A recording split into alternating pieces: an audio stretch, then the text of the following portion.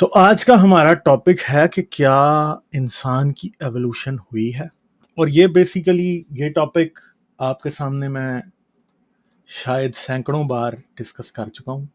और हर बार इसको हम एक नए तरीके से, एक अच्छे तरीके से आप लोगों के सामने पेश करते हैं। आप लोग इस बात पर रिलाय कर सकते हैं कि हम आपको साइंटिफिक इंफॉर्मेशन एक अच्छे तरीके से पहुंचाएंगे। ठीक है जी।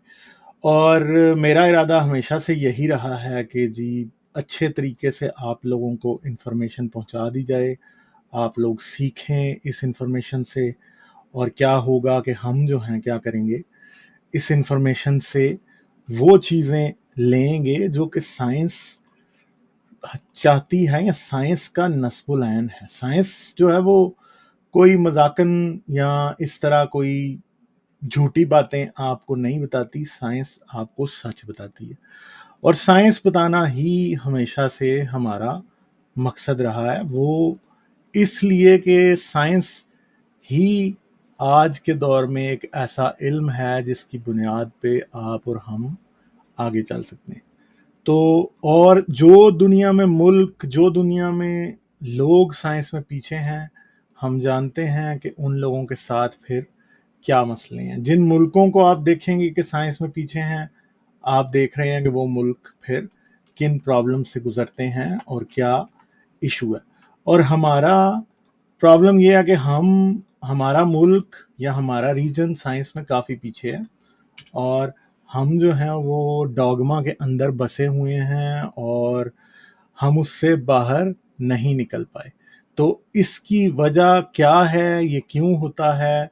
हमेशा इसीलिए होता है कि साइंस को अच्छे तरीके से क्या नहीं किया जाता, उसे प्रेजेंट नहीं किया जाता। ठीक है। तो हम कोशिश करते हैं कि आप लोगों को बताएं हमेशा साइंस के बारे में। साइंस एक ऐसा इल्म है जिसके बगैर हम आज की दुनिया में आगे नहीं चल सकते। एवोल्यूशन एक साइंटिफिक थ्योरी है। और साइंटिफिक थ्योरी क्या होती है, इस बात को आज हम डिटेल में भी डिस्कस करेंगे। और इसके ऊपर और भी बातें आज हम करने वाले हैं। मगर मेरी आपसे रिक्वेस्ट है, सबसे पहले ही इस वीडियो को लाइक कर दें। और आप इसको शेयर कर सकते हैं अपने दोस्तों के साथ। हम प्योरली साइंटिफिक बेस के ऊपर बात करेंगे और साइंस ही हमारा मेन मकसद है आज डिस्कस करने वाली। तो आप लोग क्या कर सकते हैं कि आप इसे शेयर करके और दूसरों तक इस मैसेज को पहुंचा सकते हैं। ये मैसेज इम्पॉर्टेंट है लोगों के लिए ताकि वो सीखें कि असल में क्या चीज़ है जो कि हमें ये बातें सारी की सारी सिखाती है। और हम सीख सकते हैं, हम आगे बढ़ सकते हैं। और यही हमेशा से मकसद रहना चाहिए सबका और होना चाहिए। तो आज मैं आपके साथ एक प्रेजेंटेशन आपके सामने पेश करूंगा। और उस प्रेजेंटेशन के साथ के अंदर हम क्या करेंगे, हम प्रॉपरली ये डिस्कस करेंगे कि इंसान इवॉल्व हुआ है कि नहीं। और मुझे आपको अफसोस से ये बताना पड़ता है कि दुनिया में प्रॉब्लम ये है कि दुनिया में हमेशा से एवोल्यूशन के खिलाफ जितना भी प्रोपेगेंडा रहा है वो एक ख़ास तबके की तरफ से आता है। लोगों के पॉलिटिकल रिलीजियस व्यूज़ जो है ना, वो उनको इस तरफ माइल करते हैं कि वो एवोल्यूशन को का इनकार करें। एवोल्यूशन का इनकार करने और ख़ास तौर पे ह्यूमन एवोल्यूशन का इनकार करने की एक बहुत बड़ी वजह ये भी है कि हम एज ए स्पीशीज़ नार्सिसिस्ट हैं। नार्सिसिस्ट का मतलब क्या होता है? खुद पसंदी का शिकार, जिसे लगता है कि उससे कोई अच्छा, उससे कोई खूबसूरत, उससे कोई बेहतर नहीं हो सकता। नार्सिसिज्म दुनिया के बहुत सारे मसलों की वजह है। जैसे कि हम ये भी जानते हैं कि जो लोग एवोल्यूशन का इनकार करते हैं वो समझते हैं कि कोई एक शख्स दूसरे शख्स से नीचे हो सकता है, उसकी ह्यूमन वैल्यू दूसरे शख्स से कम हो सकती है। ठीक है। मगर एवोल्यूशन जो है वो इस डिफरेंस को मिटा देती है। एवोल्यूशन आपको और मुझे ये सिखाती है कि हम सारे आपस में बराबर हैं। ठीक है जी। और इसकी वजह से रेसिज्म कम होता है, कास्टिज्म कम होता है। कोई ब्राह्मण अपने आप को किसी शूदर से या किसी दलित से ऊपर नहीं समझ सकता। ठीक है, कोई दलित किसी को ब्राह्मण से ऊपर नहीं समझ सकता, कोई गोरा, कोई कोई कोई कॉलोनियल जो है वो ये नहीं सोच सकता कि भाई मैं जो हूँ बाकी इंसानों पर मुझे हुकूमत करने का इख्तियार दिया गया। क्योंकि आपको पता कि दुनिया में जहाँ पे भी ब्रिटिश कॉलोनिस्ट गए, यूरोपियन कॉलोनिस्ट गए या कहीं के भी दूसरे हमलावर गए, वो हमेशा यही सोचते थे कि वो ऊपर हैं और दूसरे नीचे हैं। चाहे अफगानिस्तान से आने वाले वो हमलावर हों जिन्होंने आके हिंदुस्तान में 1000 साल तक बार बार हमें लूटा, वो हों या कोई भी और हों, ये हमेशा ये सोचते थे कि खुदा ने इन्हें हक दिया है और ये उन सब लोगों से ऊपर हैं जो कि जिनको ये लूटने जा रहे हैं। ठीक है, चाहे फिरौन हो जो अपने आप को समझता था खुदा और वो निकल जाता था और वो जाके लूटता था लोगों को, चाहे रोमी हो जो अपने आप को रोमस और लामुलस की औलाद समझते थे और बाकी लोगों को जो है वो कुछ और समझते थे, जो भी हो वो हमेशा ऐसे थे कि वो कहीं ना कोई मिथिकल क्रिएशन अपनी और समझना कि हम सबसे ऊपर हैं, इसी बात पे बिलीव करते हुए बाकी इंसानों से अपने आप को बेहतर समझते थे। तो अब मसला ये है कि एक तरफ एवोल्यूशन है और दूसरी तरफ मजहब है। आज दुनिया में जो सबसे ज्यादा एवोल्यूशन का इनकार किया जाता है वो क्रिएशन की वजह से किया जाता है। क्रिएशनिज्म कोई किसी आज आपको कोई ऐसा यूट्यूब पे मिल जाए यूट्यूबर या कोई बुक राइटर, क्रिएशनिज्म उसकी थ्योरी नहीं है, कि क्रिएशनिज्म उसका हाइपोथेसिस नहीं है। माइकल बीही या आजकल वो हमारे यहाँ कैसर अहमद राजा लगा हुआ है, ये इन्होंने नहीं बनाया क्रिएशनिज्म। ठीक है, क्रिएशनिज्म असल में क्रिएशनिज्म की किताबें को माइकल बीही ने नहीं लिखी हुई या किसी क्रिश्चियन पादरी ने नहीं लिखी हुई। क्रिएशनिज्म की किताबें ये हैं, बाइबल, कुरान और कोई भी और ऐसी किताब जो कि ये दावा करती है कि खुदा ने सब कुछ बनाया, वो क्रिएशनिज्म की किताब है। ठीक है, क्रिएशनिज्म की किताबें किसी और ने नहीं लिखी हैं। क्रिएशनिज्म की किताबें तो भाई उस खुदा की किताबें हैं जिनको लोग मानते हैं। ठीक है, तो मजहब के क्या क्लेम्स थे हमेशा से? एक तो क्रिएशन ऑफ यूनिवर्स और दूसरा क्रिएशन ऑफ ह्यूमंस। ठीक है, ये दो मेजर क्रिएशन के पार्ट्स हैं, यानी खुदा ने यूनिवर्स को बनाया और खुदा ने इंसान को बनाया। खुदा ने इंसान को सबसे अच्छा पैदा किया, इंसान से वो बातें करता आया, किसी किसी वेल से वो बातें नहीं करता आया, डॉल्फिन से, किसी चिंपैंजी से, बंदर से, किसी से वो बातें नहीं करता आया। वो किससे बातें करता आया? हमेशा से इंसान से, क्योंकि इंसान क्या था? उसकी प्राइम क्रिएशन। यूनिवर्स इंसान के बगैर हो ही नहीं सकता था। ठीक है, अगर इस्लाम को देखें तो हजरत मोहम्मद की वजह से यूनिवर्स मौजूद है। अगर हजरत मोहम्मद ना होते तो यूनिवर्स बिल्कुल भी बनाने की कोई जरूरत नहीं थी, क्योंकि ये कायनात तो उनके लिए बनाई गई है। ठीक है, समझ गए हैं आप? और फिर अगर हम ये देखें कि जीसस जो है वो क्रिएशन का पिलर स्टोन है, उस वो सबसे पहले बनाया गया, उसके बाद सब कुछ बनाया गया क्रिश्चियनिटी के मुताबिक।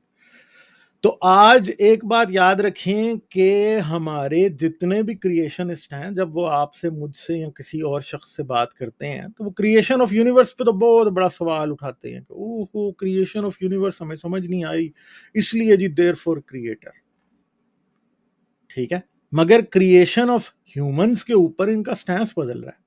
चाहे गांधी हो जो कि अपनी वीडियोस में कहता फिरता है कि इंसान ने, अल्लाह ने इंसान को समंदर के किनारे की मिट्टी से पैदा किया, उधर जो गारा था उसमें जो है पहले हशरात पैदा हुए और वहां से जी सारा कुछ काम शुरू हुआ। ठीक है, यानी गांधी जो कि आज से कई साल पहले, तकरीबन आज से मेरे ख्याल 7-8 साल पहले, गांधी साहब का स्टैंस ये था कि एवोल्यूशन गलत है, मगर गांधी साहब ने एवोल्यूशन को मानना शुरू कर दिया। मगर दूसरी तरफ अगर आप ये देखें, वो कैसर राजा से मेरी भी डिबेट हुई थी, तो कैसर राजा क्या कहता है? हाँ मैं तो जी डार्विनिज्म, मैं न्यू डार्विनिज्म के खिलाफ हूँ। ठीक है, अब वो अपना स्टैंस बदल गया क्योंकि उसने गलती से एक साइंटिस्ट को अपने चैनल पे बुला लिया था और उस बेचारे को समझ नहीं आई कि यार वो एवोल्यूशन के खिलाफ नहीं है, और उस साइंटिस्ट को 10 बार इस कार्टून को करेक्ट करना पड़ गया कि यार मैं डार्विन को कहाँ गलत कह रहा हूँ, तू किधर लगा हुआ है भाई, सही है। और यानी इस कैसर राजा ने इतना बड़ा ओन गोल किया कि इस बेचारे को समझ ही नहीं आई। ठीक है, मैं आपको बताता हूं कि मेरी जब कैसर के साथ डिबेट हुई थी आज से 3 साल पहले, ठीक है, उस टाइम डेनिस नोबल जो है वो सामने नहीं आया था।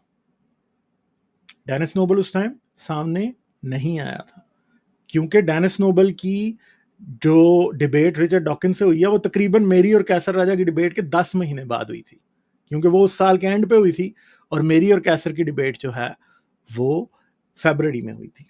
ठीक है जी। तो मैंने इसको अपनी डिबेट में एपिजेनेटिक्स के बारे में बताया था। मैंने इसे इंटीग्रेटेड अप्रोच अपनी डिबेट में बताई थी, और एक दफा नहीं, कोई 4 से 5 दफा मैंने इसको मेंशन किया था कि एपिजेनेटिक्स भी होती है। ठीक है, मगर क्योंकि इस बेचारे के तो ऊपर से गुजर गई थी, इसको तो पता ही नहीं था कोई भी। ठीक है, तो इसने एपिजेनेटिक्स का वर्ड शायद उस बार पहली दफा सुना था, इसने तो जेनेटिक्स ही पहली बार सुना था। बेचारे की शक्ल के ऊपर से हवाइयां उड़ गई थी और 12 बज गए थे जब जेनेटिक्स की बात शुरू हुई थी, तो उस बेचारे को एपिजेनेटिक्स का किधर पता था। ठीक है, और दूसरी बात है कि एपिजेनेटिक्स एवोल्यूशन का सपोर्टिंग एविडेंस है, वो मजीद पाथवेज देती है एवोल्यूशन के लिए। ये एक लंबी बात है, इसको फिर करेंगे, बार बार हम करते रहते हैं, मगर आज का जो मकसद है वो क्या है, आप लोगों को ये समझाना है कि इंसान इवॉल्व हुआ है। तो अब मसला ये है कि अगर ये साबित नहीं हो पा रहा कि यूनिवर्स क्रिएटेड है कि नहीं है, तो उसकी बेस पे कहते हैं कि खुदा है। मगर मसला ये है कि इंसान क्रिएटेड है या नहीं है, इसके ऊपर ही अपना स्टैंस ऑलरेडी बदल चुके हैं। आज बहुत सारे मेजर मुसलमान और क्रिश्चियन प्रीचर्स बाइबल और कुरान को मानने वाले, जीसस को मानने वाले, मोहम्मद को मानने वाले इस बात पर कायल हो चुके हैं कि एवोल्यूशन हुई है, इंसान एवोल्यूशन का बाय प्रोडक्ट है, कोई मिट्टी से नहीं बनाया गया।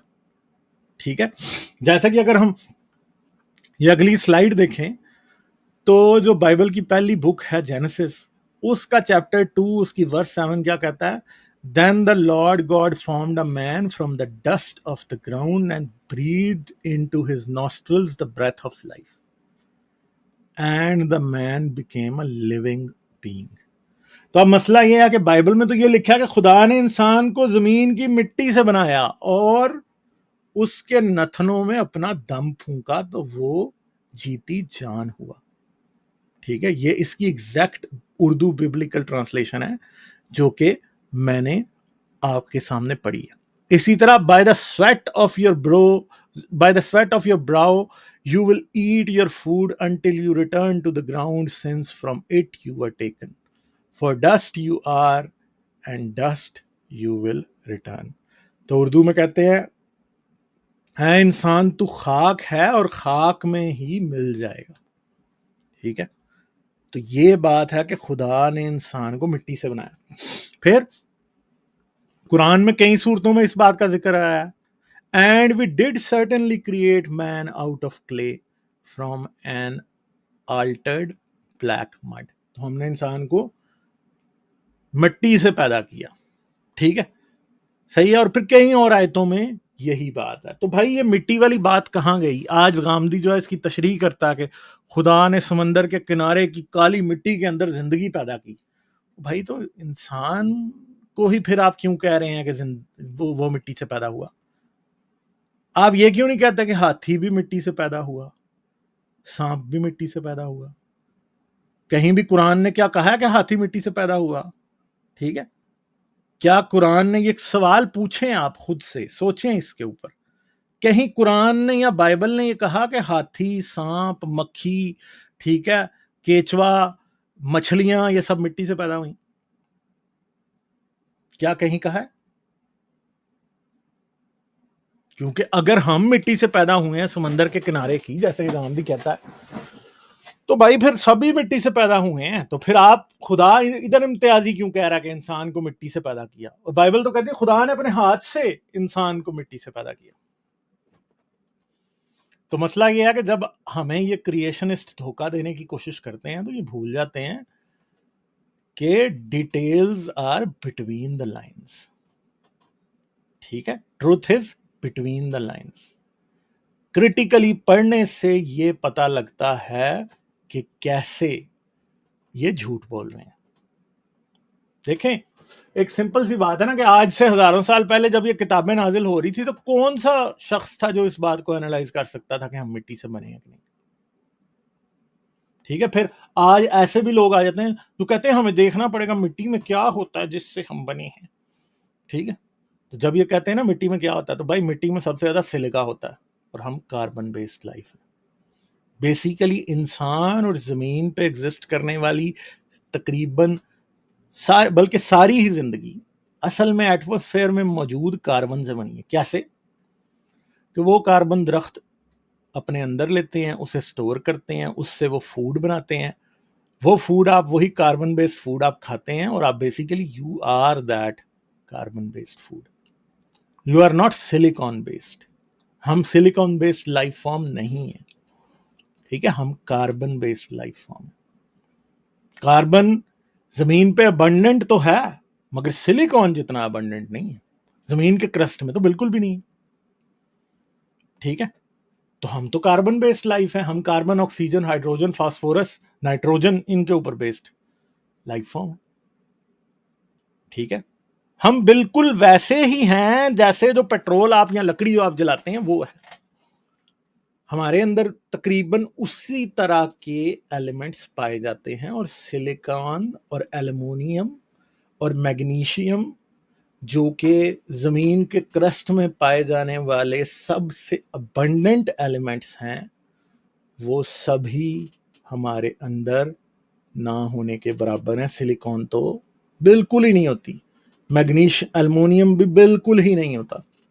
मैग्नीशियम आपको थोड़ी सी चाहिए होती है, अगर आप जरा सी आपके अंदर ज्यादा हो जाए तो आप बड़ी जल्दी मर जाएंगे, ठीक है।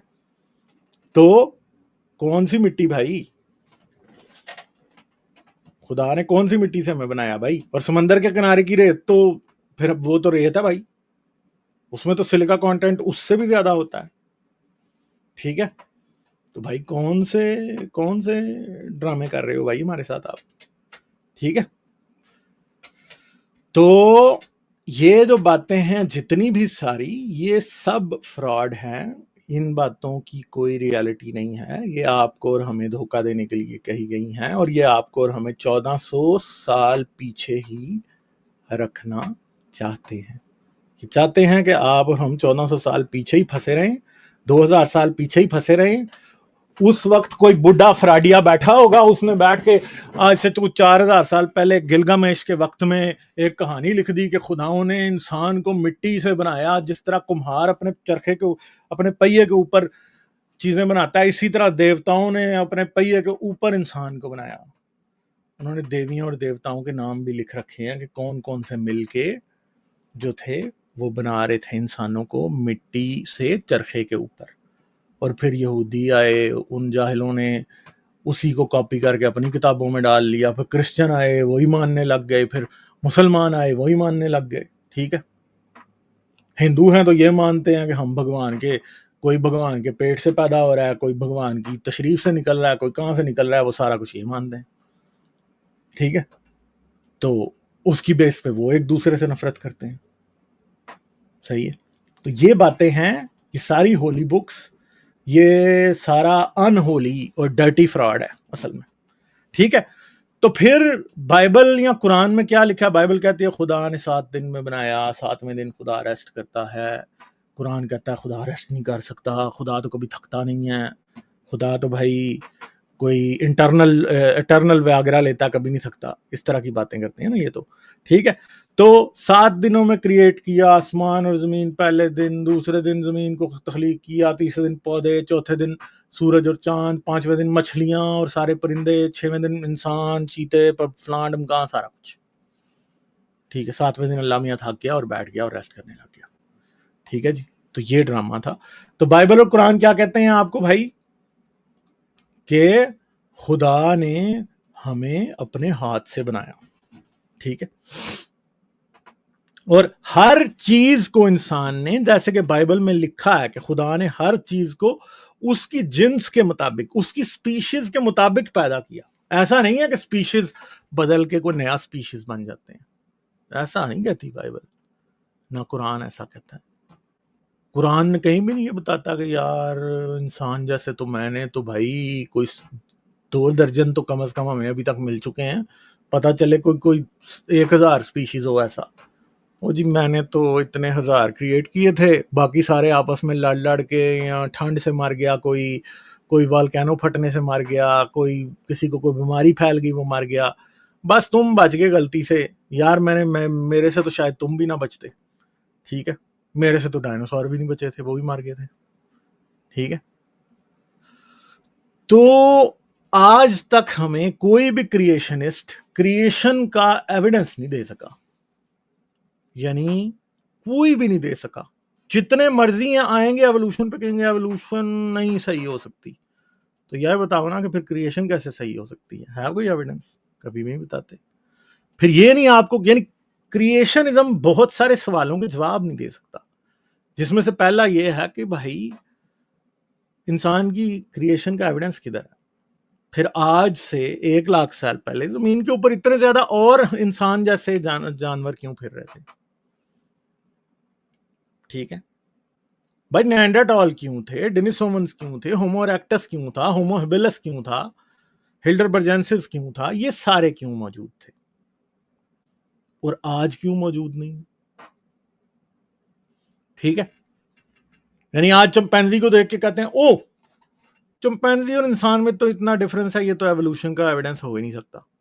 तो भाई वो जो मिल रहे हैं रोज आपको, तो वो किस चीज का एविडेंस है? ठीक है, क्या क्रिएशनिज्म बता सकता कि वो खुदा ने क्यों बनाए थे? या क्रिएशनिज्म चले उसको तो छोड़ दें, क्रिएशनिज्म सिर्फ ये बता सकता है कि डायनासोर क्यों मौजूद थे। ठीक है, क्या डायनासोर हमें भटकाने के लिए खुदा ने पत्थरों में डाल दिए थे उनके फॉसिल, या ऐसे पुराने स्पीशीज के फॉसिल पत्थरों में खुदा ने हमें भटकाने के लिए डाल दिए थे ताकि हमें बाइबल और कुरान पे यकीन ना आए और हम अच्छे मुसलमान और अच्छे क्रिश्चियन ना बन सकें? आप खुद से सवाल पूछें, ये सवाल बहुत इंपॉर्टेंट है। ये सारे के सारे नेएंडरटॉल्स क्यों थे, खुदा को क्या मसला था, खुदा फिर हमें इनके बारे में बताना क्यों भूल गया, खुदा हमें जो आज स्टोरी हमें पत्थरों में मिल रही है वो अपनी किताबों में लिखने से क्यों डर गया, या क्यों शर्मा गया, या क्यों भूल गया? कोई तो वजह होगी ना कि खुदा ने हमें इनके बारे में नहीं बताया अपनी किताबों में। अगर खुदा जानता था और उसने नहीं बताया तो वजह क्या थी भाई? इस सवाल का क्या क्रिएशनिस्ट के पास कोई जवाब है? क्या माइकल बीही से जाके ये पूछा जा सकता है, कैन हैम से पूछा जा सकता है, क्या ये अंधों में काना राजा से पूछा जा सकता है जाके कि भाई बता के फिर ये क्यों था सब कुछ, डायनासोर थे क्यों भाई? खुदा ने अपनी किताब में डायनासोर के बारे में क्यों नहीं बताया? इसके बारे में एक जवाब आपको देंगे, कुरान कोई साइंस की किताब नहीं है। तो भाई फिर साइंस से साइंस सीखो ना, कुरान को फिर और बाइबल को सच्चा साबित करने की कोशिश क्यों कर रहे हो? फिर साइंस के सवाल सिर्फ साइंस से पूछो, और जो साइंस जवाब देती है फिर इंसान के बच्चों की तरह उन जवाबों को मानो। सिंपल सी बात है। यानी अगर कुरान साइंस की किताब नहीं है तो भाई फिर सवालों के जवाब जो साइंस की किताबें दे रही हैं तुम मामे लगते हो उनके ऊपर इतराज करने वाले। साइंस की किताब में कुरान क्यों घुसेड़ रहे हो, फिर बाइबल क्यों घुसेड़ रहे हो? साइंस जब बता रही है कि भाई हम इवॉल्व हुए हैं तो फिर इस कुरान की किताब को साइड पे रखो ना भाई, इसे सिर्फ मस्जिद में रखो, इसे साइंस के क्लासरूम में क्यों घुसा रहे हो? और साइंस जब हमें बता रही है कि वो एवोल्यूशन हुई है तो कुरान की बात को फिर ये साइंस की किताब ही नहीं है तो फिर इसे क्यों कह रहे हो कि ये सच बता रही है? भैया बात साइंस की किताब या साइंस की किताब ना होने की नहीं है, बात है सच और झूठ की। क्या कुरान जिंदगी और इंसान से मुतल्लिक, उनके ओरिजिन से मुतल्लिक सच आपको बता सकता है? तो जब कोई भी शख्स आपको यह कहता है कि साइंस की किताब नहीं है कुरान, तो बेसिकली वो अपनी शर्मिंदगी छुपाने के लिए ये कह रहा है कि कुरान हमारे ओरिजिन से रिलेटेड सच्चाई बताने के काबिल किताब नहीं है। प्लेन वर्ड्स में अगर कहा जाए तो कुरान अगर साइंस की किताब नहीं है, ठीक है, तो इसका मतलब यह है कि कुरान कोई सच्चाई हमें नहीं बता सकता कि हम कहां से आए हैं, इंसान कैसे वजूद में आया, ये कुरान या बाइबल या भगवत गीता या वेद या पुराण या कोई गुरु ग्रंथ साहब ये हमें नहीं बता सकते। ठीक है, इसलिए इनको उठा के रखें साइड पे और साइंस से पूछें कि हम कहां से आए हैं। अगर आप में जरा सी भी ऑनेस्टी हो और आप जरा 2 मिनट के लिए रुकें और ठंडे दिमाग से सोचें कि अगर कुरान और बाइबल साइंस की किताबें नहीं हैं तो पिछले हजारों साल से ये लोगों को क्यों बता रही थी कि हम ऐसे बने। ये आज आज क्यों आके पता लगा कि कुरान और बाइबल साइंस की किताबें नहीं है। जब ये किताबें आई थी और जब इनके मानने वाले अपने जोर पे थे तो तब तो नहीं ये मानते थे इन बातों को। तब तो कोई आगे जो डानो ब्रूनो कहता था कि जमीन सूरज की गिर्द नहीं घूमती तो ये उसको जिंदा जला देते थे भाई। ठीक है, लोगों को सूली पे लटका देते थे, जिंदा जला देते थे, पहाड़ों से नीचे फेंक देते थे, औरतों को जादूगरनी क्या के जला देते थे। हर जिस जिस रीजन पे ये लोगों को मारा करते थे वो सब की सब मुकम्मल झूठ और इंसानों की तकलीफ का बायस बातें, A to Z, सब की सब। कितने बेगुनाहों का खून इन मजहब और मजहबी किताबों के हाथों में है।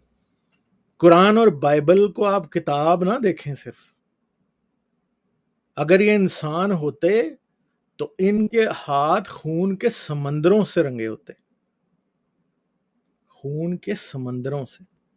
इतना जमीन पे पानी नहीं है जितना ये खून बहा चुके। ठीक है, क्योंकि इनकी वजह से आज भी लोग मर रहे हैं क्रॉस द बॉर्डर अफगानिस्तान में। आज भी किसी को पत्थर मार मार के ये मार रहे हैं, इर्तदाद पे मार रहे हैं, ब्लास्फेमी पे लोग बेरहमी से किसी को भी पाकिस्तान में कभी भी मार देते हैं। तो ये किताबें नहीं है, ये कातिल हैं, इंसानियत के कातिल। ठीक है, क्योंकि हम इंसान है ना, हम भूल जाते हैं जो हमारे सामने नहीं मरा हमें लगता है कि यार वो तो मरा ही नहीं है। जिसे हमारे सामने दर्द नहीं हुआ, जिसके आंसू नहीं निकले, हमें लगता है कि यार वो तो उसके साथ तो जिंदगी में सब कुछ ठीक था। ठीक है, तो फिर मसला ये है कि होमोसेपियंस सिर्फ और सिर्फ चंद 100,000 साल पीछे तक ही हमें क्यों नजर आते हैं। क्यों नहीं हमें डायनासोर के वक्त में होमोसेपियन नजर आते। ठीक है, क्यों हमें डायनासोर बाइबल में और कुरान में नजर नहीं आता। ठीक है, फिर एक और बात है कि इंसानों में और तमाम स्पीशीज, जितने भी जिंदगी के स्पीशीज जमीन पे पाए जाते हैं, सब में जेनेटिक सिमिलरिटी क्यों। आप जाएं मैरियाना ट्रेंच के बॉटम पे खोदें, वहां से कुछ माइक्रो ऑर्गेनिजम्स निकलेंगे, आप उनको लेके आए, उनका जेनेटिक एनालिसिस करें और इंसान का जेनेटिक एनालिसिस करें तो जेनेटिक सिमिलरिटी तो आपको उनमें और हम में फिर भी मिल जाएगी।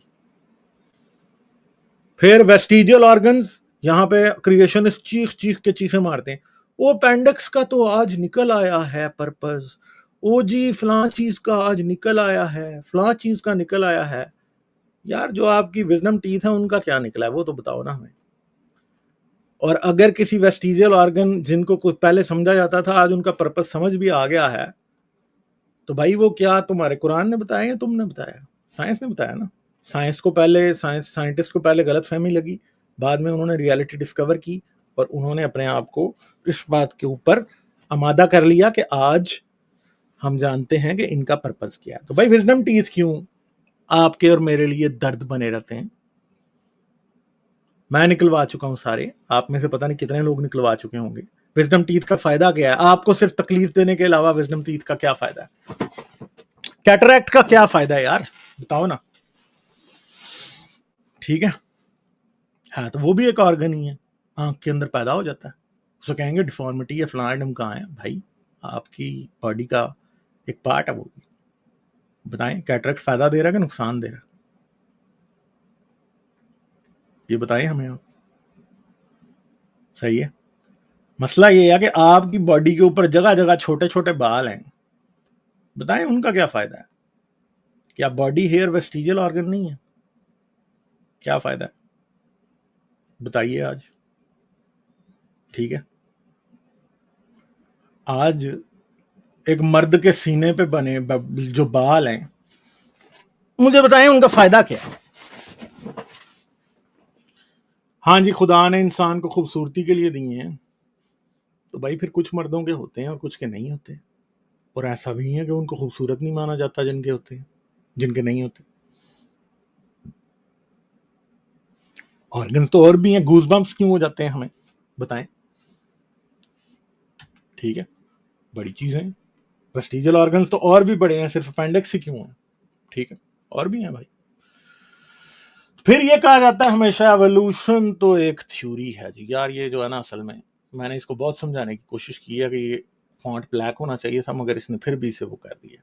ठीक है, तो मैं आपको पढ़ के सुना देता हूं। Scientific theory is a well substantiated explanation of an aspect of the natural world that is based on body of evidence and has stood up to repeated testing and scrutiny। एक साइंटिफिक थ्योरी क्या होती है, वो किसी कुदरती process की एक explanation होती है। ठीक है, वो एक्सप्लेनेशन इस बात की बेस पे बनती है कि इतना ज्यादा एविडेंस फलां चीज का बन रहा है तो ये यूं है। ठीक है, और फिर उसे बार बार टेस्ट किया जाता है। जैसे साथ वाली डायग्राम में देखें आप कि नेचर में आपको एक चीज दिखाई देगी, कोई प्रॉब्लम हो सकती है, कोई चीज है। ठीक है, जैसे एक सिंपल बात है कि मेरे इलाके में हर साल फ्लड क्यों आ जाता है भाई, आप डाटा गैदर करेंगे, फिर आप उस बेस पे हाइपोथेसिस बनाएंगे कि भाई ऊपर ग्लेशियर्स पिघलते हैं, या हर दफा गर्मी में हमारे यहाँ लो प्रेशर हो जाता है जिसकी वजह से क्लाउड्स हमारे पास आ जाते हैं, और हमारे पास 1-1.5 महीने का मॉनसून होता है। उस मॉनसून के दौरान बहुत ज्यादा बारिश होती है एकदम, और क्या होता है उसके दौरान, क्या होता है फिर हमारे पास फ्लड आ जाता है। ठीक है, तो इसका आप एक बैरोमीटर ले आएंगे, आप प्रेशर चेक करेंगे, आप हवा चेक करेंगे, आप देखेंगे कितने क्लाउड्स आपको नजर आ रहे हैं। अगर आपके पास कोई वेदर बलून है तो आप ऊपर जाके टेम्परेचर चेक कर देंगे कि ऊपर टेम्परेचर इतना कम हो गया कि क्लाउड्स अब वापस पानी में कन्वर्ट हो सकते हैं, आपको पता चल जाएगा बारिश हो रही है। आप ये देख लेंगे कि आपके आसपास कोई माउंटेन रेंज तो नहीं है कि जो बादलों को आपसे आगे जाने का रास्ता नहीं दे रही, उसकी वजह से बादल रुक जाएंगे और आखिर पे क्या होगा, आपके पास बारिश हो जाएगी। जब आपको इन सारी बातों का एविडेंस मिलेगा तो जो आपकी थ्योरी है वो सच साबित हो जाएगी। इसी तरह एवोल्यूशन भी है। एवोल्यूशन का जो बॉडी ऑफ एविडेंस है, जितना एविडेंस उसके लिए मिला है वो इतना ओवरवेलमिंग है, इतना ज्यादा है कि उसे नजरअंदाज करना किसी साइंटिस्ट के लिए पॉसिबल ही नहीं है। चार्ल्स डार्विन ने एवोल्यूशन की थ्योरी इसलिए नहीं पेश की थी कि उसको को खुदा से बैर था। ठीक है,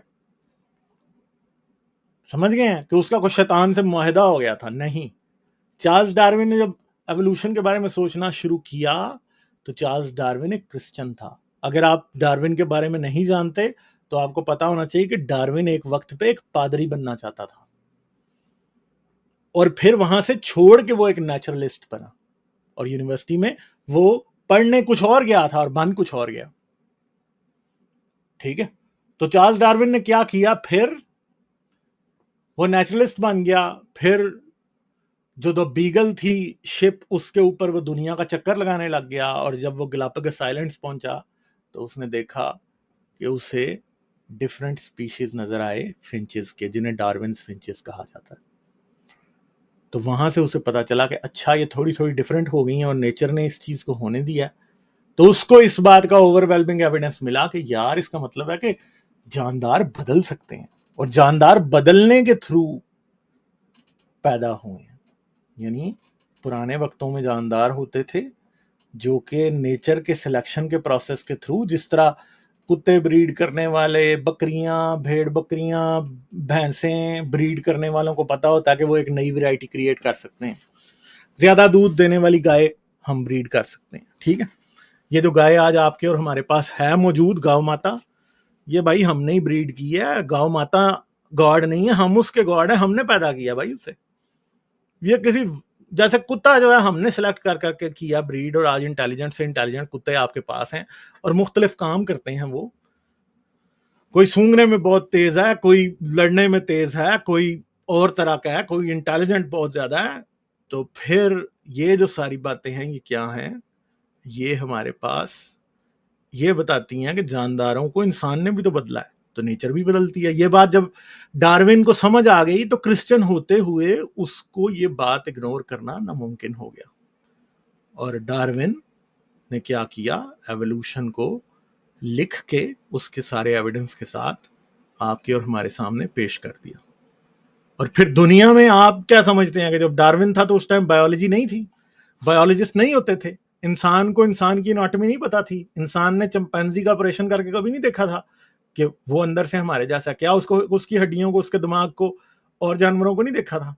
इंसान वेल से लेके छोटे छोटे चूहे, चमगादड़े सब चीर फाड़ के देख चुका था। डार्विन तो खुद ऐसा था, डार्विन एक जबरदस्त एनाटॉमिस्ट था, सिर्फ इंसान का नहीं, दूसरे जानवरों का भी। डार्विन के बारे में बड़ी इंटरेस्टिंग बात है कि वो जहां भी जाता था, उसे जो भी नया जानवर मिलता था, वो क्या करता था, उसे पकड़ता था, उसको चीर फाड़ लेता था, उसकी पूरी एनाटॉमी चेक करता था और फिर उसका गोश्त खा के चेक करता था।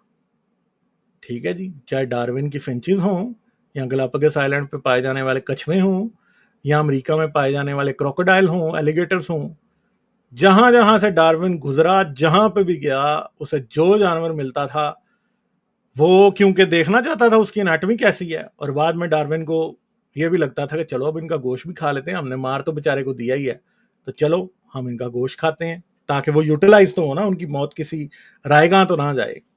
तो डार्विन ये काम करता था।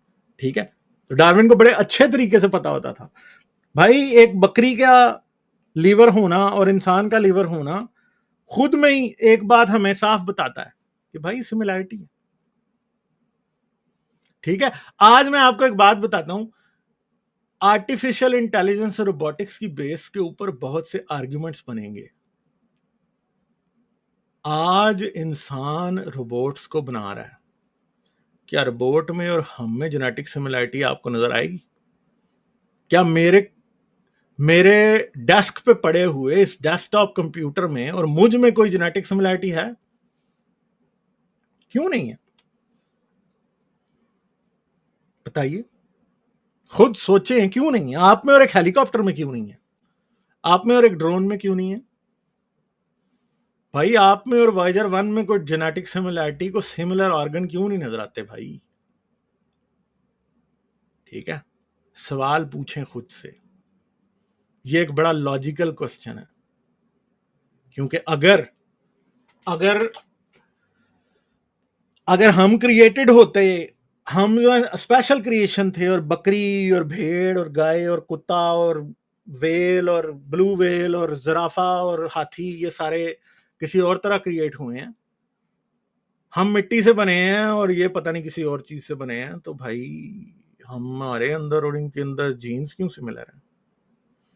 आपका और मेरा जीन्स जो है, एक आपके घर में फिरने वाले चूहे से और बिल्ली से और कुत्ते से और हाथी से 90% मिलता क्यों है भाई? ठीक है, चलो कंप्यूटर और इंसान जितना नहीं तो कुछ तो फर्क होता ना, सोचने वाली बात है ना। क्वेश्चन करें अपने आप को इस बारे में कि क्यों ऐसा है। इसीलिए ऐसा है कि भाई we are not a special creation.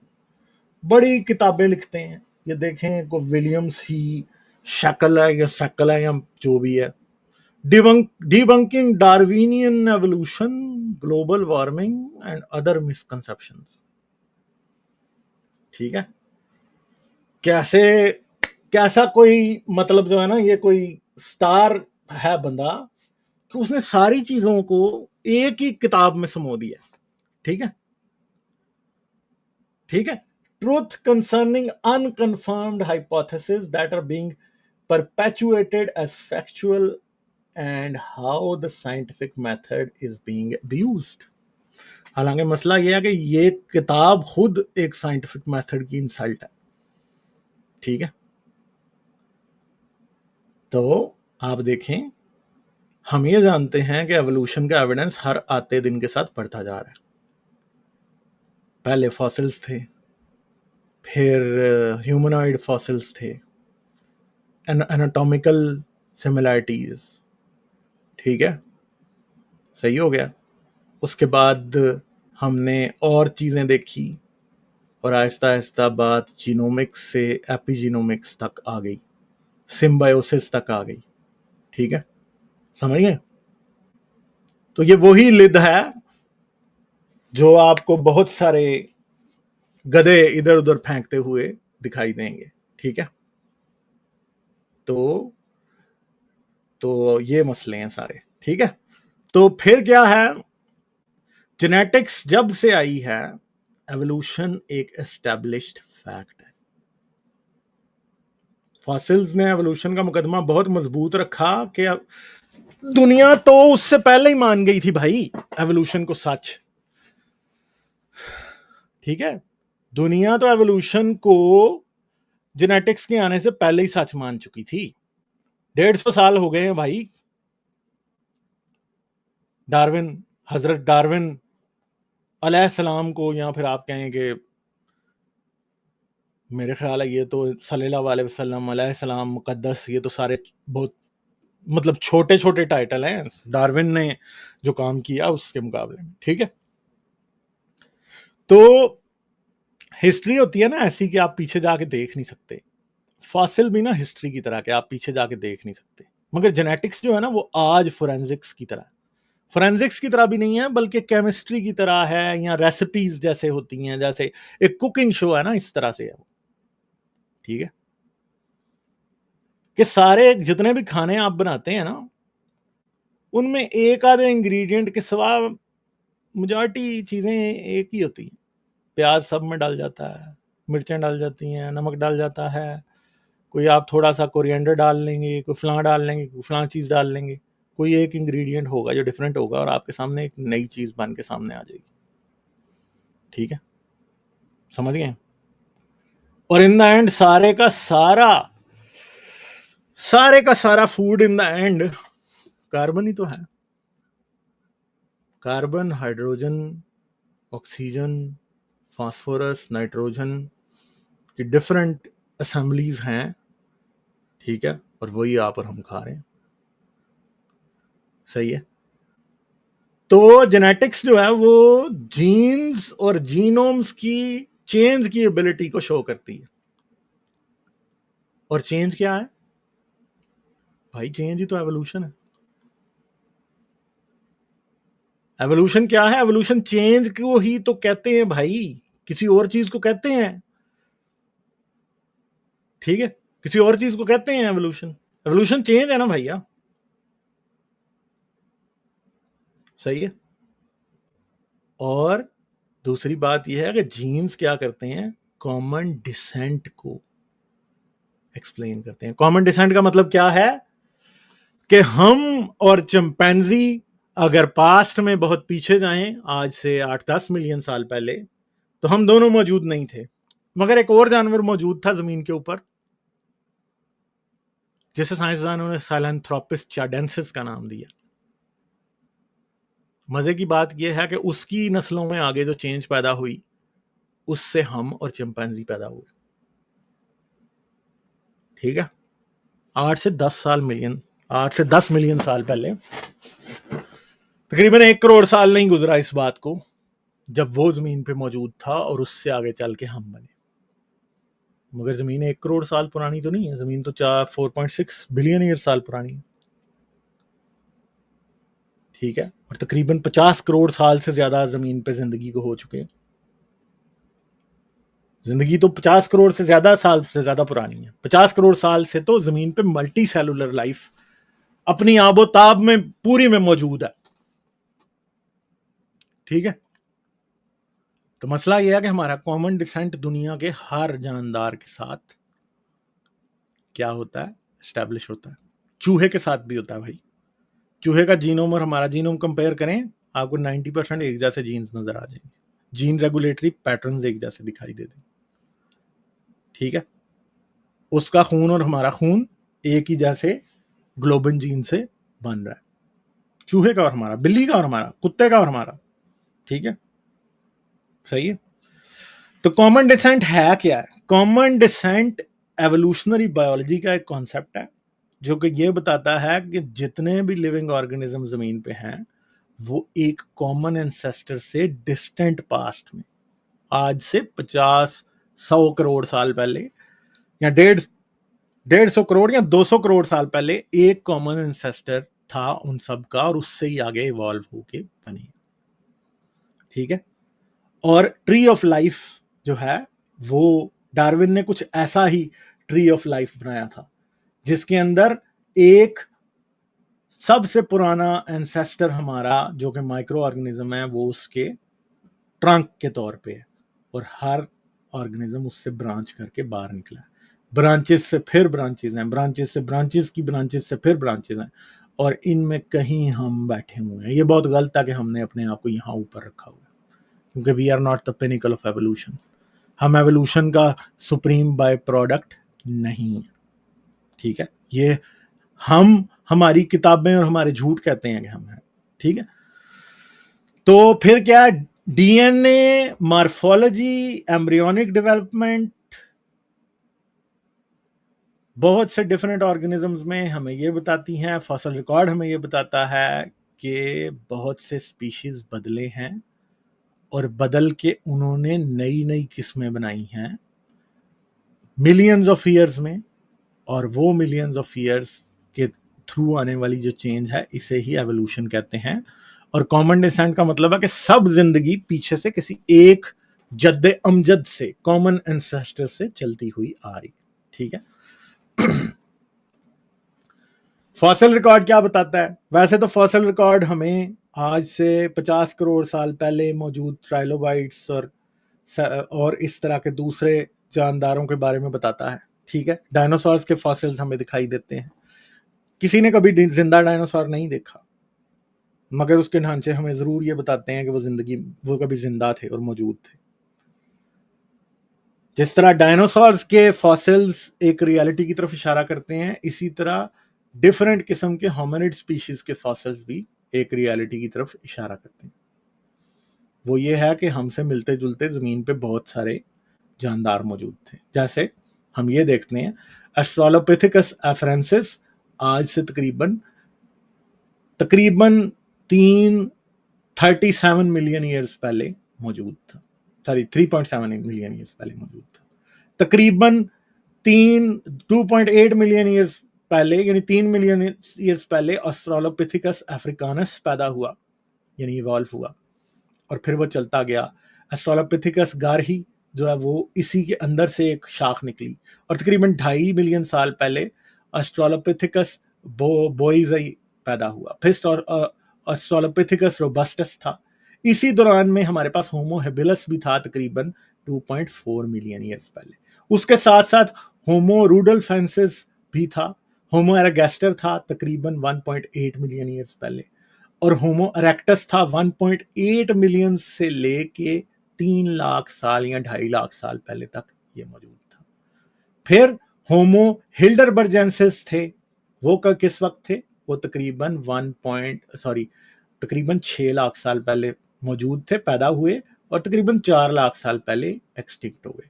और होमोसेपियंस इस डायग्राम के मुताबिक तकरीबन आज से 3 लाख साल पहले जमीन पे मौजूद थे। इसी तरह नेंडरटॉल्स जो थे वो तकरीबन 4 लाख साल पहले जमीन पे पैदा हुए और आज से 20,000 साल पहले एक्सटिंक्ट हो गए।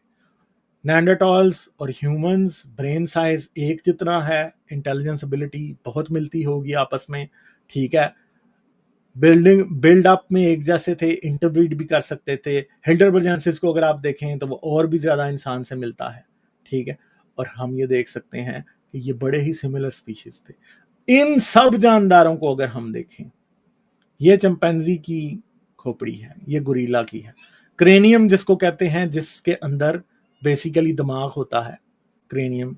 एक सेकेंड, हम इसको थोड़ा बड़ा भी कर लेते हैं। मैं भूल ही गया कि मैं तो भाई इससे कर रहा था।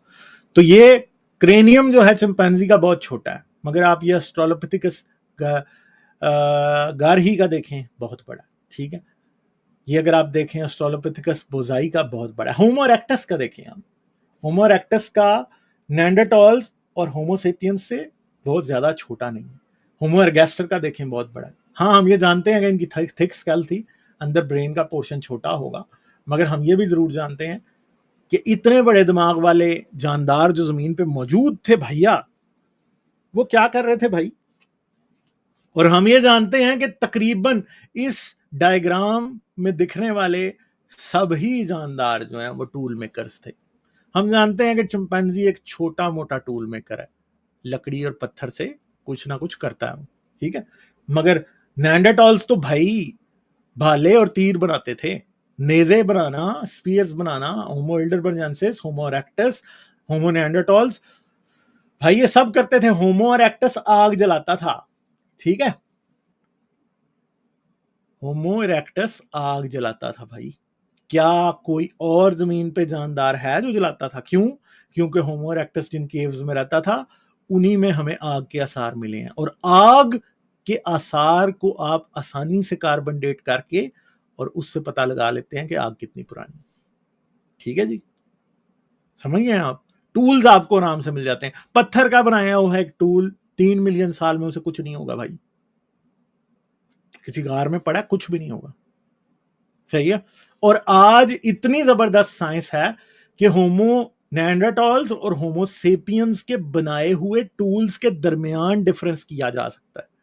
यानी अगर एक केव में फ्लिंट स्टोन का टूल बना हुआ मिले तो हम कहेंगे कि नेंडरटॉल ने बनाया, मगर अगर हमें कहीं वॉल्केनिक ग्लास या ऑब्सिडियन का टूल बना हुआ मिले तो हमें ये पता है कि भाई ये इंसान ने बनाया, ये होमो सेपियंस ने बनाया, क्योंकि ऑब्सिडियन को इंसान यूज कर रहा था और टूल्स की एवोल्यूशन भी इंसान के साथ साथ हो रही थी भाई।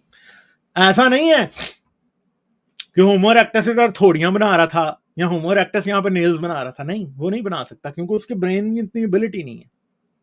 मगर होमो नेंडरटॉल जो है वो आपको स्पीयर बनाता है, वो दिखाई देगा, स्टोन टिप स्पीयर वो बनाएगा, ठीक है। सी शेल नेकलेसेस वो पहन रहा होगा और उसके ब्रेन के साइज के साथ ही ये चीज इवॉल्व हुई है। फिर इसी तरह होमो सेपियंस यानी हम जो हैं, फिर आपको हर किस्म के टूल्स उसमें नजर आएंगे, ठीक है। तो ये सब कुछ यहां से ये लेके यहां तक ऐसा नहीं है कि सिर्फ और सिर्फ एस्ट्रोलोपिथिकस एफरेंसिस से लेके होमोसेपियंस तक सिर्फ हमारी खोपड़ियां ही बड़ी हो रही थी और कुछ नहीं बदल रहा था, नहीं भाई, टूल्स बदल रहे थे। टूल्स, जितने टूल्स ये जानदार बनाते थे वो भी बदल रहे थे। कोई वक्त था कि आपको किसी ठंडे इलाके में भी जाने के लिए आपको टेक्नोलॉजी की जरूरत होती थी भाई। होमोसेपियन अफ्रीका से निकल के यूरोप 3 लाख साल पहले नहीं जा सकता था या 2 लाख साल पहले, वो पिछले 1 लाख साल के दौरान ही इस काबिल हुआ कि वो जा सकता था। क्यों? क्योंकि उसने क्या किया, उसने ये सीख लिया कि आपने जानवरों की खालों से लेदर बना के अपने आप को ठंड से बचाना कैसे है। आपको पता है कि आज साइंटिस्ट लेदर टैनिंग या लेदर के कपड़े बनाने के प्रोसेस को नेंडरटॉल की खोपड़ियों पे देख सकते हैं। कैसे? क्योंकि जब वो लेदर को प्रोसेस करते थे तो लेदर का एक कोना अपने दांतों में छुपाते दबाते थे, दूसरा कोना लेफ्ट हैंड में होता था, और फिर वो एक पत्थर का स्क्रैपर होता था जिससे वो खाल को प्रोसेस करते थे, उसे रगड़ रगड़ के खाल को पहनने के काबिल बनाते थे, ठीक है। और वो कभी ना कभी आपके दांतों पर भी लग जाता था, उस दांतों के ऊपर उसके क्या होते थे, निशान पड़ जाते थे। इवन के उसे देख के ये भी देख चुके हैं कि ज्यादा नेंडरटॉल्स लेफ्ट हैंडेड थे कि राइट हैंडेड थे, ठीक है। ये भी देख चुके हैं कि क्या ये लेफ्ट हैंडेडनेस और राइट हैंडेडनेस नेंडरटॉल्स में भी एग्जिस्ट करती थी कि नहीं, क्या होमो हिल्डरबर्जेंसिस भी ये करता था कि नहीं। क्योंकि ये इंसानों के, हिल्डरबर्जेंसिस के और होमोसेपियंस तीनों की खोपड़ियों पे ऐसे निशान मिलते हैं लेदर प्रोसेसिंग की वजह से, ठीक है, समझ गए आप। आपस की लड़ाइयों में स्पीयर के यूज होने का आसार मिलते हैं, खोपड़ियों में खुबे हुए स्पीयर्स के थ्रू खोपड़ी टूटी हुई मिल जाती है, डंडे की मार भी पहचानी जाती है, स्पीयर से मरने वाला भी पहचाना जाता है, और बहुत से तरीकों से मरने वाले आराम से पहचाने जाते हैं, ठीक है। आपको ये होमो फैमिली के आने से पहले जानदार भालों से मारे हुए दिखाई नहीं दिए जाते। हड्डियों को जब आग में पकाया जाता है ना तो उनके ऊपर भी खास किस्म के असरात पड़ जाते हैं,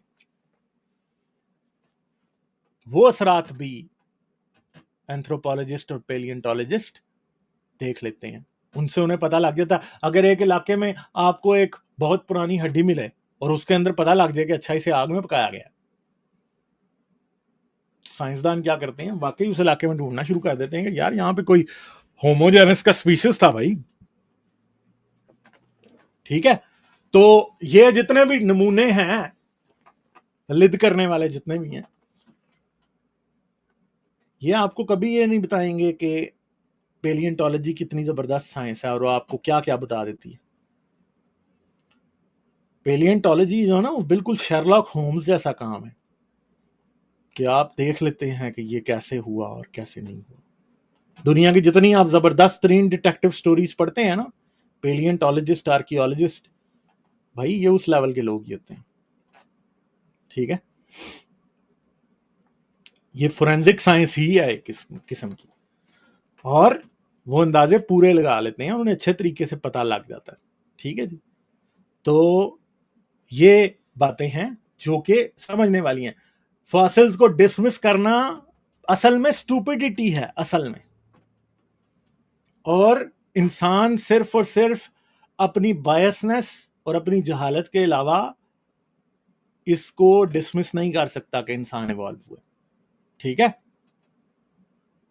यहां तो कुरान को मानो, बाइबल को मानो कि मिट्टी से बनाया और फिर साबित करके दिखाओ। ठीक है, अगर नहीं कर सकते तो कुरान तुम्हारा साइंस की किताब नहीं है, बाइबल साइंस की किताब नहीं है, इसे भाई अपने उसी दराज में बंद करके रखो जिधर मजहब की किताबें रखी जाती हैं, और साइंस की बातें साइंस से पूछो। साइंस आपको बता रही है कि एवोल्यूशन ठीक है, सही है। हाँ, तो बात यह है कि अब हम जेनेटिक्स की तरफ आ जाते हैं, और मेरा हमेशा से यही बात रहती है कि आज हम एवोल्यूशन का मुकदमा जेनेटिक्स की बेस पर लड़ते हैं। आपको और मुझे ये काम करने की जरूरत नहीं है कि हम सिर्फ फॉसिल्स जबरदस्त ओवरवेलमिंग एविडेंस है, और एवोल्यूशन का सबसे पहला गवाह फॉसिल्स है। मगर फॉसिल्स का मुकदमा बिल्कुल वैसा ही है जैसे मॉडर्न टेक्नोलॉजी से के आने से पहले आप किसी क्राइम को सॉल्व करने की कोशिश करते थे। आपके पास जेनेटिक एविडेंस नहीं होता था और आपको सिर्फ और सिर्फ दूसरे तरीकों से देखना पड़ता था। ठीक है, मगर जब से जेनेटिक्स का एविडेंस आ गया है तो आप क्या करते हैं कि भाई किसी औरत का रेप हुआ है, रेपिस्ट उसने देखा भी नहीं है, उसे पता भी नहीं है, आप उसका डीएनए सैंपल कलेक्ट करेंगे और आप जाके उसे डीएनए डेटाबेस में रन करेंगे, और ऐसी की तैसी, चाहे वो 7 समंदर पार ही क्यों ना छुपा हो, आप उसे निकाल के ले आएंगे और उसको पकड़ लेंगे। ठीक है, तो ये जेनेटिक्स की बरकत है। जेनेटिक्स की बरकत से आज क्रिमिनल्स नहीं बच सकते, झूठ आश्कार होते हैं। जिस तरह जेनेटिक्स की बरकत से बहुत बड़े बड़े क्रिमिनल्स पहले पकड़े गए हैं, इसी तरह ये जो आपकी क्रिमिनल किताबें हैं दो, जिनके बारे में मैंने कहा कि इनके हाथ तो खून के समंदरों से रंगे हुए हैं।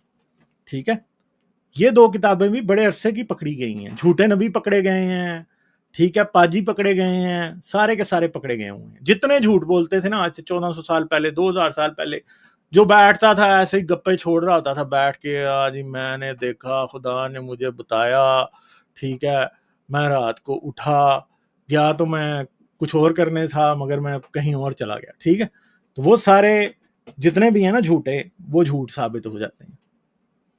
ठीक है, और सच्चाई का मुकदमा खुल के जेनेटिक्स की बात से सामने आ जाता है।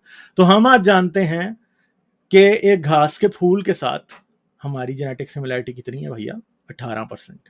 यीस्ट के साथ, यानी यीस्ट वो माइक्रो ऑर्गेनिज्म जो कि आपकी वाइन और आपका दही और बहुत सारी और चीजें बनाता है, वो 26% हमारा और आपका सेम है। ड्रोसोफिला जो फ्लाई है, जो एक मॉडल ऑर्गेनिज्म है, उसके साथ आपका और हमारा 44% है। और वो चूहे जिनके ऊपर एक्सपेरिमेंट किए जाते हैं सबसे पहले, फिर बाद में आप तक ड्रग्स पहुंचती हैं, उनका और हमारा 92% जेनेटिक सिमिलैरिटी है, और 98% से ज्यादा हमारे जीन्स जो हैं वो चिंपैंजी से मिलते हैं। ठीक है, समझ गए आप? तो ये बहुत हाई डिग्री ऑफ सिमिलैरिटी है। मैंने आपसे कहा है ना कि आप मैरियाना ट्रेंच, जो कि दुनिया के अंदर सबसे गहरा सी पॉइंट है, यानी आप उसके बॉटम पे जाएं, स्क्रैप करें, बैक्टीरिया लेके आए, वहां से माइक्रो ऑर्गेनिजम्स होंगे और उनकी जीन्स का एनालिसिस करें, और इंसान में और उनमें भी आपको ऐसे जीन्स मिल जाएंगे जो सिमिलर होंगे। ठीक है, कुछ ना कुछ सिमिलैरिटी आपको मिल ही जाएगी, ठीक है, सही है, तो आपको मिल जाएगी, तो ये बात है। इसी तरह अगर आप ये देखें कि जो छोटी छोटी जेनेटिक डिफरेंसेस होते हैं वो ही बहुत बड़ी बड़ी जेनेटिक चेंज का बायस बनते हैं। यानी चिंपैंजी और इंसान में बहुत ज्यादा जेनेटिक डिफरेंस नहीं है, मगर हम बहुत डिफरेंट है मॉर्फोलॉजिकली, हम बहुत डिफरेंट है, सही है। तो क्या है, छोटे छोटे जेनेटिक डिफरेंसेस के जीन्स बिहेव कैसे करते हैं। एपिजेनेटिक्स का हम नाम लेते हैं। एपिजेनेटिक्स क्या करती है कि कोई जीन काम कैसे करेगा, कितनी प्रोटीन बनाएगा, किस जगह बनाएगा, कैसे बनाएगा, ये डिसाइड करते हैं, ठीक है जी। तो वो आपको और हमें क्या बता देते हैं एंड पे, वो आपको और हमें डिफरेंट बना देते हैं, सही है। चिंपैंजी से डिफरेंट बना देते हैं, चूहे से डिफरेंट बना देते हैं, तो ये बात है। अच्छा, और डीएनए सीक्वेंसेस भी हमारे और चिंपैंजी के बहुत सिमिलर हैं। जैसे कि हमारे 23 पेयर्स ऑफ क्रोमोसोम होते हैं, चिंपैंजी के 24 होते हैं। और मैं ये फ्यूजन वाली बात कई बार पहले बता चुका हूं कि हमारा क्रोमोसोम 2A और 2B जो है, चिंपैंजी का क्रोमोसोम 2A और 2B जो है वो मिल के हमारे अंदर क्रोमोसोम 2 बना चुके हैं, ठीक है। और इस फ्यूजन का पूरा एविडेंस हमारे पास मौजूद है आज। फिर दूसरी बात है कि जीन्स का ऑर्डर कंजर्व है, कि जैसे फर्ज करेंगे इंसान का क्रोमोसोम 1 देखें और इंसान चिंपैंजी का क्रोमोसोम 1 देखें, तो आपको नजर आएगा कि एक जीन है ऊपर, जो कि फर्ज कर लेंगे जीन एक्स है, वो उस पे लोकेशन 1000 पे है। तो आप जब इंसान के लोकेशन 1000 पे आएंगे तो आपको एग्जैक्टली वही जीन वहां भी मिल जाएगा। तो इवन के हमारे जो जीन्स और क्रोमोसोम्स का ऑर्डर है ना, वो भी कंजर्व है, एक जैसा। कैसे, ये देखें, ये ऑरेंज वाला हमारा जीनोम है, हमारा जीन नंबर 1 जो है ये ऑरेंज वाला है, और साथ उसके जो ब्लू बना है वो चिंपैंजी का है। इस तरह 2 है हमारा, और 2A और 2B है। 3 देखें हमारा, और ये साइजेस भी तकरीबन एक जितने हैं। मेजॉरिटी ऑफ जीन्स में हमारे और चिंपैंजी के साइजेस एक जितने हैं, ठीक है। जीन्स भी एक ही जगह पे मौजूद है, ठीक है, समझ गए आप। उसी जगह पे वैसे ही जीन्स मौजूद हैं, और सिर्फ जीन्स ही नहीं, सूडो जीन्स भी। सूडो जीन उस जीन की एक ऐसी कॉपी को कहते हैं जो कि जीन के अंदर एक और कॉपी बन जाती है, डुप्लीकेशन इवेंट जिसको कहते हैं। कि यानी एक जीन हमारा क्रोमोसोम 1 पे मौजूद था, वो जीन कॉपी करने वाली मशीनरी ने गलती से दोबारा उसे कॉपी कर दिया क्रोमोसोम 2 के ऊपर, ठीक है। तो अब हमें ये पता है कि जीन ट्रांसमिशन जो है वो वर्टिकली होती है। वर्टिकल का मतलब क्या है कि ऐसा नहीं हो सकता। हॉरिजॉन्टल जीन ट्रांसमिशन ऐसी हो सकती है कि एक बैक्टीरिया दूसरे बैक्टीरिया को जीन दे दे, ठीक है, दोनों बिल्कुल टोटली अनरिलेटेड है, ठीक है। इसे कहते हैं हॉरिजॉन्टल जीन ट्रांसमिशन। और हॉरिजॉन्टल जीन ट्रांसमिशन को, सॉरी, इस तरह के एक मतलब आप कह सकते हैं कि एसेक्सुअल ऑर्गेनिजम्स में जो जीन ट्रांसमिशन होती है वो इस तरह होती है, ठीक है, कि एक कॉपी बनाता है और दूसरे को मिल जाती है। मगर वर्टिकल जीन ट्रांसमिशन ये होती है कि बाप और मां से सिर्फ बच्चों को जीन्स मिल सकते हैं। तो फर्ज करें कि एक आज से 8 मिलियन साल पहले सैलेंथ्रोपस चाडेंसिस था, ठीक है, उसके अंदर एक जीन था जो कि उसके क्रोमोसोम 1 के ऊपर मौजूद था, ठीक है। मेरा ख्याल है आज थोड़ी सी हम टैब भी निकाल ही लें। अब मसला यह है कि चिंपैंजी में और इंसान में ये सूडो जीन्स भी एक ही जगह पे पाए जाते हैं, ठीक है। जिसका मतलब है कि जो इनका कॉमन एंसेस्टर था ना, सैलेंथ्रोपिस चाडेंसिस, उसके अंदर ये काम हुआ था, ठीक है। तो ये सूडो जीन कॉपीज कब बनी थी, जब सैलेंथ्रोपिस चाडेंसिस मौजूद था, तब ये बन रही थी, ठीक है। तो ये चक्कर है। तो जैसे ये अब ये एक जीन है, ठीक है, तो इसे हम टेक्स्ट तो नहीं हम कह रहे यहाँ पे। अच्छा, तो इसके अंदर यहाँ पे कलर कहाँ से चेंज करना है, मैं यार सब कुछ भूला पड़ा हूं। अच्छा, इसके अंदर एक जीन यहाँ पे मौजूद है, ठीक है, और इसका कलर अगर हम चेंज कर लें तो ये इसका कलर है, ठीक है। ये जीन यहाँ पे मौजूद है। अब ये जीन जो है ना, ये यहां से कॉपी होके, ठीक है, और इसको हम कॉपी करते हैं, तो ये यानी वो पीछे वाली लेयर क्यों पीछे चली गई भाई, ब्रिंग टू फ्रंट, ठीक है। ये हम कॉपी करते हैं इसको और हम इसे पेस्ट कर देते हैं। आई थिंक इसको पेस्ट करने के लिए यहाँ पे ये एक और बन जाएगा और ये यहां पे आ जाएगा, ठीक है, इसकी कॉपी।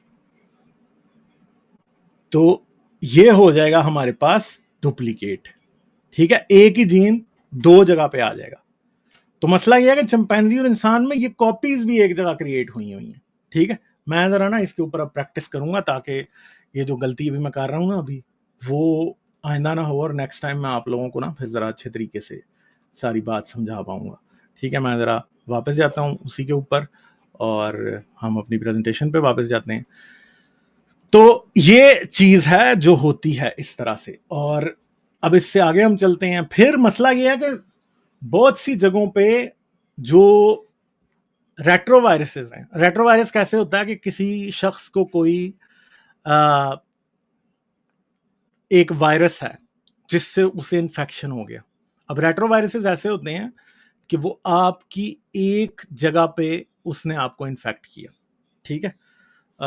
मिसाल के तौर पे चलें अब कर ही लेते हैं यार, एक सेकंड, दोबारा हम वाइट बोर्ड दोबारा निकालते हैं और स्क्रीन शेयर हम दोबारा करते हैं, वाइट बोर्ड वाली शेयर स्क्रीन विंडो ये। और फर्ज करें कि ये एक जीन है, ठीक है, और एक वायरस जो है ना वो ये वायरस है, ठीक है।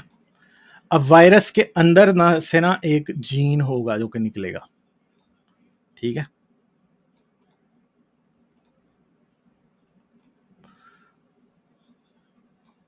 अब ये वायरस क्या करेगा, ये अपनी एक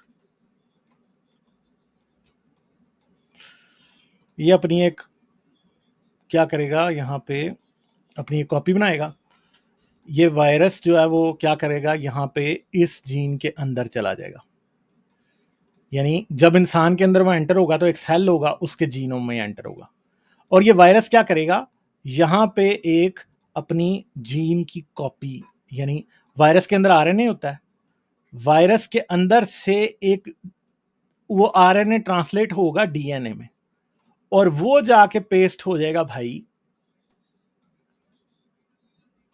यहां पे, सही है, वो यहां पे पेस्ट हो जाएगा।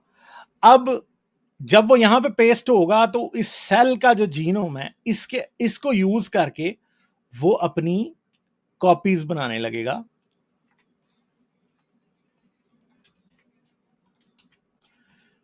तो ये सेल की मशीनरी से ही वो अपनी कॉपीज बना रहा होगा, ठीक है, ये वायरस, समझ गए।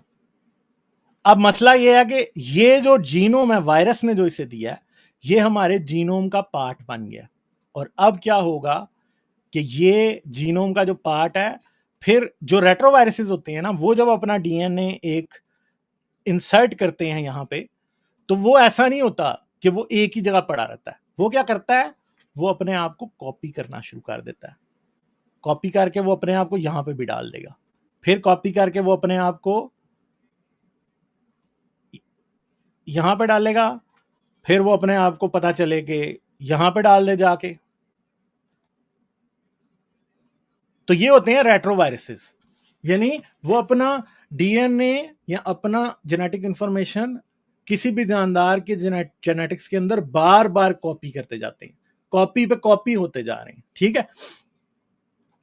तो अब क्या है कि हमारे अंदर इस तरह के जीन्स मौजूद हैं जो कि कॉपी होने से वायरस के आए हुए हैं, ठीक है। जैसे कि एक बड़ी सिंपल सी बात है कि हमारे पास एक वायरस है जिसे हर्व डब्ल्यू कहा जाता है, ठीक है, और ये सब के सब जो हमारे पास ग्रेट एप्स हैं उनके अंदर मौजूद है। यानी ये रेट्रोवायरस की इंसान के अंदर कितनी कॉपीज हैं, 211 कॉपीज, ठीक है जी। इंसान के अंदर इस रेट्रोवायरस की कितनी कॉपीज हैं, 211। चिंपैंजी के अंदर 205, गोरिल्ला के अंदर 207, ओरंगेटान के अंदर 205 और 190 और 131।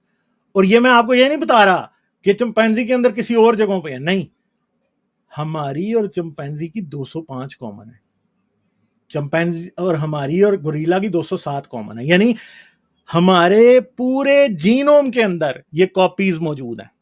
पता चले कुछ क्रोमोसोम 1 पे हैं, कुछ क्रोमोसोम 2 पे हैं, कुछ क्रोमोसोम 4 पे हैं, कुछ 10 पे हैं, सारे पूरे जीनोम में फैली पड़ी हैं कॉपीज। और मसला ये है कि चिंपैंजी में और हम में एग्जैक्टली 205 जगहों पे ये कॉपीज एक ही जगह पे हैं। तो ये सिर्फ एक सूरत में हो सकता है। वो सूरत क्या है? वो सूरत ये है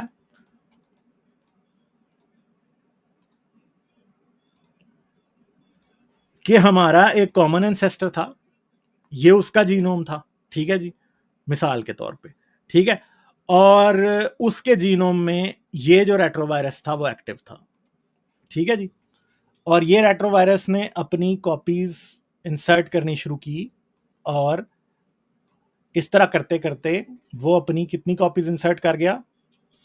वो अपनी कॉपीज पे कॉपीज इंसर्ट करता जा रहा था, ठीक है। तो उसने अपनी 205 कॉपीज इंसर्ट कर ली इस तरह से, ठीक है, यानी हमारे जीनोम के अंदर उसकी कॉपीज ही कॉपीज मौजूद हैं। और अब क्या हुआ कि जी, अब यहां से इसी एंसेस्टर का एक बेटा या बेटी थी, ठीक है, जिसकी लाइन आनी थी ह्यूमंस तक। एक बेटा या बेटी था जिससे जो सिलसिला चला, शेप्स गायब हो गई हैं अब, यस। अब जब ये दोनों बेटा और बेटी इसके थे या बेटा थे, तो तब ये सिचुएशन थी। मगर जब बात हम तक पहुंची, यानी ह्यूमंस तक, तो ये जीन चेंज होके थोड़ा सा और आगे चला गया, और हम क्या करेंगे, इसे सेंड टू बैक कर देते हैं, और यहां से कुछ तकरीबन 10 के करीब और कॉपीज पैदा हो गई, ठीक है।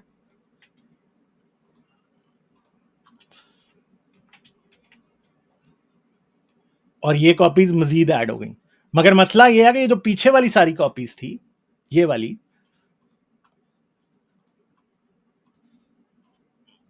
ये और ये, जो कि चिंपैंजी में आज भी मौजूद हैं, वो जो है वो क्या है, वो सिमिलर ही हैं, ठीक है। वो सिमिलर अपनी जगह पे मौजूद हैं, सब की सब। ये वाली बाद में ऐड हुई थी।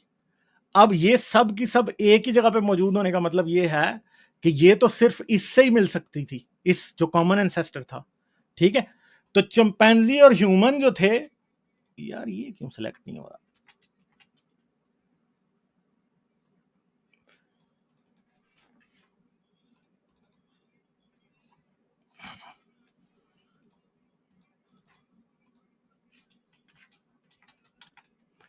इन तक आते आते क्या हुआ कि वो कॉपीज जो पहले से मौजूद थी, वो तो जाहिर बात है सेम ही रहेंगी, कुछ नई इंसान में ऐड हो गई, और उसकी वजह से इंसान में 211 कॉपीज हैं टोटल, जिनमें से 205 जो है वो चिंपैंजी के साथ सिमिलर है, ठीक है।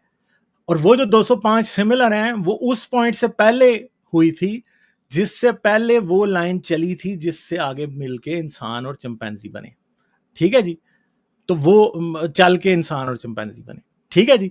तो ये तो फिर सेम ही होंगे ना, क्योंकि ये कॉपीज जो कि डीएनए में आ गई हैं, डीएनए तो सिर्फ और सिर्फ कोई बाप या मां अपने बच्चों को दे सकता है ना। ऐसे तो नहीं हो सकता कि कुछ चिंपैंजी और इंसान मिले थे और उन्होंने आपस में हाथ मिलाया और ये सारी कॉपीज उठ के इंसान में चली गई, ऐसे तो होता ही नहीं। तो इस बात का अनडिनाइबल प्रूफ है कि ये जो रेट्रोवायरस था, ये इंसान और चिंपैंजी के कॉमन एंसेस्टर को इन्फेक्ट कर रहा था, और इंसान और चिंपैंजी के कॉमन एंसेस्टर ने अपने बच्चों को जब ये कॉपीज दी, उनके बच्चों ने उनको दी, और आज आप में और मुझ में ये सारी कॉपीज उसी जगह पे मौजूद हैं जो चिंपैंजी के बच्चों में और चिंपैंजीज में मौजूद हैं। तो मसला ये है कि ये कहाँ से आई हैं? ये यहाँ से आई हैं, कॉमन एंसेस्टर से। तो ये कॉमन एंसेस्ट्री का एक बिल्कुल ठोस सबूत है। अब मसला यह है कि ये चाहे जो मर्जी कहते रहें, ठीक है, इस बात को डिनाई नहीं किया जा सकता। इसको डिनाई इसलिए नहीं किया जा सकता कि ये एक अटल हकीकत है भाई। ठीक है, ये एक अटल हकीकत है। ठीक है, तो ये चीज है। अब हम आगे चलते हैं। अब देखें ये 205 जो सिमिलर कॉपीज है ना, ये मंजर पेश करती हैं। ठीक है, और ये कॉमन एंसेस्ट्री के बगैर हो ही नहीं सकता। यानी ये ऐसा सबूत मैं आपके सामने पेश कर रहा हूं कि इंसान और चिंपैंजी की कॉमन एंसेस्ट्री, कि हम एक कॉमन एंसेस्टर से इवॉल्व होके आज यहां तक पहुंचे हैं, ये पत्थर पे लकीर है, इसे डिनाई किया ही नहीं जा सकता। जिनकी अकलों पे पत्थर पड़े हैं वही इसे डिनाई करते हैं, क्योंकि उनकी अकलों पे पत्थर पड़े हैं इस वजह से। ठीक है, वैसे कोई शख्स इसको डिनाई नहीं कर सकता जिसमें अकल का मादा मौजूद हो। और ये जो पत्थर पे लकीरें हैं ना, ये आपके और मेरे हर सेल में मौजूद है। आप अपने नाखून काट के फेंकते हैं ना, तो अगर जेनेटिकली हम उन्हें एनालाइज कर सके ना, उनका डीएनए, तो ये 205 जगहों पे एक चिंपैंजी का नाखून ले आए और आपका नाखून ले आए, उन दोनों में 205 जगहों पे ये डाटा आपको मिलेगा। उसके बाल ले आए उसमें मिलेगा, उसका थूक ले आए उसके अंदर जो सेल्स होंगे उनमें मिलेगा, उसकी फीशिस ले आए उसमें भी मौजूद होगा। आपके और मेरी बॉडी की और चिंपैंजी की और आपकी बॉडी की 205 जगहों पे सिर्फ ये एक रेट्रोवायरस है जो कि 100% सिमिलर है। ठीक है, और ये कॉमन एंसेस्ट्री के बगैर मुमकिन ही नहीं है। ये मिट्टी से बने हुए इंसान और पत्थर से बने हुए चिंपैंजी के दरमियान सिमिलर नहीं हो सकता। ये सिर्फ और सिर्फ इवॉल्व हुए इंसान और इवॉल्व हुए चिंपैंजी के दरमियान ही सिमिलर है, वरना नहीं होगा। और ये सिर्फ चिंपैंजी की बात नहीं है भाई, अगर आप इधर पीछे ओरंगुटान निकालें तो ओरंगुटान जो है उसमें भी 205 जगह और हमारे अंदर मौजूद है। गोरिल्ला के अंदर 207 जगह और हमारे अंदर मौजूद है, देख लें आप। तो ये एक फाइलोजेनिक ट्री ऑफ लाइफ भी इससे बनता है। ठीक है, और ये मैं आपको बता रहा हूं, नीचे मैंने रिसर्च पेपर का नाम भी लिखा है जिससे आप जाके देख सकते हैं ये चीजें। ठीक है, ये हर डब्ल्यू वायरस है, अपने तौर पे आप सर्च करें आपको मिल जाएगा। फिर मसला ये है कि अब कोई बंदा ऐसा भी हो सकता है जो ये कहेगा कि ओ यार ये तो वायरस है ही नहीं है, ये तो कुछ और होगा। तो मसला ये है कि आज ऐसा भी हो चुका है कि इंसान के सेल्स में एक रेट्रो वायरस का जीनोम मौजूद है। ठीक है, और उसको साइंसदानों ने नाम दिया स्लीपिंग ब्यूटी का। सही है, और उसमें ना कुछ एरर्स आ चुके हैं जिसकी वजह से वो अपनी कॉपीज अब क्रिएट नहीं करता। तो आज से चंद साल पहले की बात है, तकरीबन 5-7 साल पहले की, कि साइंसदानों ने लेबोरेटरी में ये एनालाइज किया कि उसकी कॉपी में क्या मसला है। और फिर वो जो वहां पे एरर आ चुका था, एक म्यूटेशन, उस वायरस के जीन जो कि हमारे जीन के अंदर कॉपी हुआ है, उसके अंदर एक म्यूटेशन हो गई थी जिसकी वजह से वो अपनी कॉपी नहीं पैदा कर सकता था। यानी जैसे अब आपको और मुझे कोविड हुआ, तो कोविड क्या करता है, कोविड जाता है आपकी और हमारी बॉडी के अंदर, और वो जाके आपकी जो लंग्स के अंदर सेल्स है ना, उनके अंदर वायरस घुस जाता है। जब वो वायरस उसके अंदर घुसता है तो वो क्या करता है, लंग्स के अंदर मौजूद सेल के जीनोम के अंदर अपना आरएनए से डीएनए बना के कॉपी कर देता है। अब क्या करती है, सेल की मशीनरी उसको पढ़ती है और वो क्या करती है, उस वायरस की कॉपीज बनाना शुरू कर देती है। ठीक है, तो वो वायरस आता है आपके और मेरे ही सेल्स को हाईजैक करता है, और हाईजैक करने के बाद उनसे अपनी मजीद कॉपीज बनाना शुरू करता है। यानी वायरस का एक वायरस आ गया ना मेंबर, तो वो आएगा और अपनी कॉपीज बनाएगा आपके सेल से, और जितने वायरस आपकी बॉडी के अंदर आए थे उससे ज्यादा वायरस आपकी बॉडी खुद प्रोड्यूस कर रही है। ठीक है, तो वायरसेस ये काम करते हैं। अब मसला ये था कि जो स्लीपिंग ब्यूटी वायरस था, इसकी कॉपी हमारे जीन्स के अंदर मौजूद थी।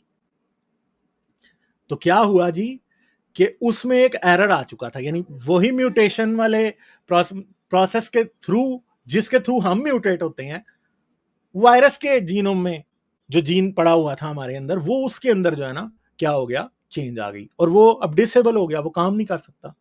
साइंसदानों ने क्या किया, वो जो चेंज आई थी, जो जिसने वायरस का जीनोम खराब किया था, उसे ठीक कर दिया। और इंसान की के सेल्स जो हैं उनके अंदर फिर जब उन्होंने उसे ठीक करके इंसान के उन सेल्स को छोड़ा, तो क्या हुआ, ये इलेक्ट्रॉन माइक्रोस्कोप के नीचे आप देख सकते हैं कि जो डार्क ग्रे कलर की कॉपीज हैं, ये ह्यूमन सेल के अंदर से वो वायरस की कॉपीज निकल रही हैं। वो वायरस जो आज कहीं मौजूद ही नहीं है दुनिया में, जो एक्सटिंक्ट हो चुका है, वो आज आपके और मेरे सेल से निकल के फिर इंफेक्शन पैदा करने लग गया।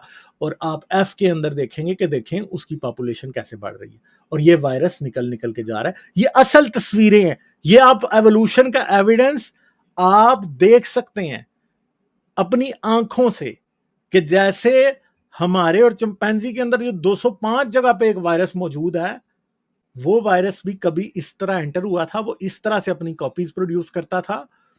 और हम ये जानते हैं कि आज उन वायरसेस, वो वायरस आज इसलिए अपनी कॉपीज प्रोड्यूस नहीं कर सकते क्योंकि हमारे सेल्स के अंदर जो म्यूटेशन की कैपेबिलिटी है हमारे जीनोम के अंदर, वो उनको भी खराब कर देती है और वो फिर अपना काम नहीं कर सकते, वो डोरमेंट हो जाते हैं, वो साइलेंट हो जाते हैं।